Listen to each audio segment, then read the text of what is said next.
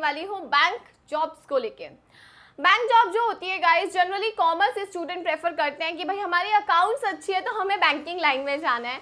But guys सिर्फ accounts के student यानी कि कॉमर्स के स्टूडेंट ही नहीं, आर्ट्स स्टूडेंट भी और इवन साइंस स्टूडेंट भी बैंक जॉब कर सकते हैं, क्योंकि बैंक जॉब के लिए जो एलिजिबिलिटी मांगी जाती है, जो पढ़ाई मांगी जाती है, वो सिर्फ ग्रेजुएशन की डिग्री मांगी जाती है। तो ग्रेजुएशन करके कोई भी पर्सन इसके लिए अप्लाई कर सकता है बैंक जॉब के लिए।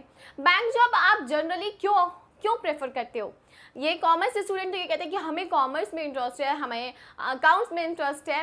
बट गाइस बैंक जॉब हम जनरली इसलिए भी प्रेफर करते हैं क्योंकि हम इसे सिक्योर्ड मानते हैं, है ना, कि भाई एक सिक्योर्ड है, हमें पता है कि कहीं नहीं जाएगी, हमें एक रूटीन वाला हमारा काम रहता है, ज़्यादा टेंशन वाला नहीं रहता है।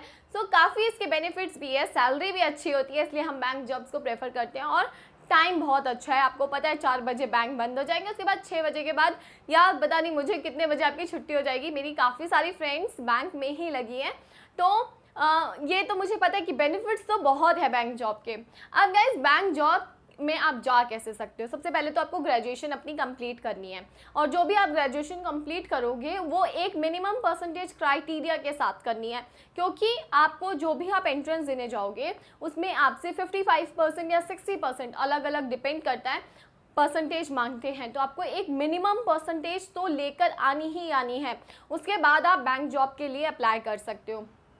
अब गाइस बैंक जॉब कैसे मतलब इसमें अप्लाई कर सकते हैं? तो देखो, फर्स्ट हमारे पास जो इंस्टीट्यूट है that is IBPS, institute of banking personnel selection. तो बैंकिंग के पर्सन को जो सिलेक्ट करता है, उन्होंने एक ऑर्गेनाइजेशन ही बना दी, एक इंस्टीट्यूट बना दिया। तो ये इंस्टीट्यूट जो है ये बैंकिंग के एग्ज़ाम लेता है और उसके बेसिस पर ये चूज़ कराता है कि आप एलिजिबल हो बैंक में जॉब लगने के लिए।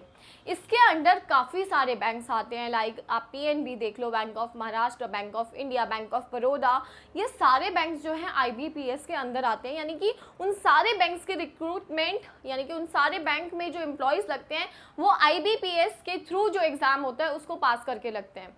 तो IBPS 2 तरीके के एग्ज़ाम पास करवाता है। First one is clerk, second is probationary officer. दोनों का नाम आपको समझ आ रहा है?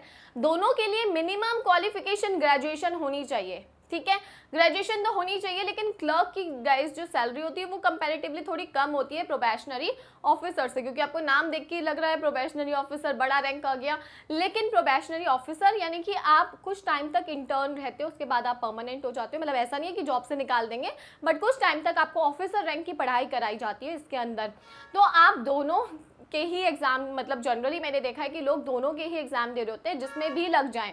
अगर इसमें लग जाए तो क्लर्क का देने की ज़रूरत नहीं है, फिर आप आगे मैनेजर रैंक के एग्ज़ाम दे सकते हो अगर आप ये क्लियर कर लेते हो। लेकिन अगर आप क्लर्क का क्लियर कर लेते हो तो फिर आप प्रोबेशनरी ऑफिसर के भी साइड बाय साइड एग्ज़ाम देते हो, ताकि फिर आप हायर पोजीशन के लिए तो 1 बाय 1 आपको सीढ़ियाँ चलना पड़ता है। लेकिन क्लर्क या प्रोबेशनरी ऑफिसर दोनों ही गाइज एक मतलब सिक्योर जॉब है।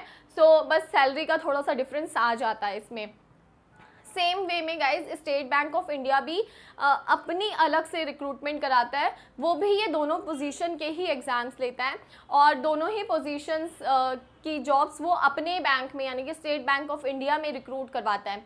इसी तरीके से गाइज RBI यानी कि रिजर्व बैंक ऑफ इंडिया, जो कि हमारा मेन बैंक माना जाता है इंडिया का, ये भी एग्ज़ाम्स कराता है और ये grade B, grade C, assistant RBI का, इनके एग्ज़ाम्स कराता है। तो यानी कि इसमें भी अगर हमें जाना है तो हम ग्रेजुएशन करने के बाद जा सकते हैं।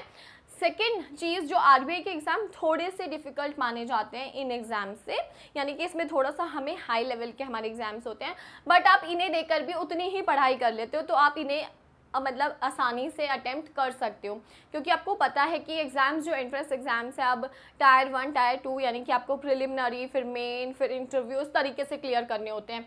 तो गाइस वो प्रोसीजर मैं आपको नेक्स्ट कमिंग वीडियोस में बताऊंगी कि भाई किस तरीके से होते हैं।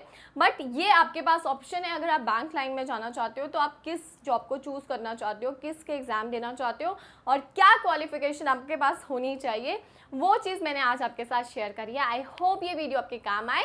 और अगर आपके कोई भी डाउट है आप इंस्टाग्राम पर तबिता मैसी मेरी आईडी है, पूछ सकते हो या फिर कमेंट में भी पूछ सकते हो। Thank you.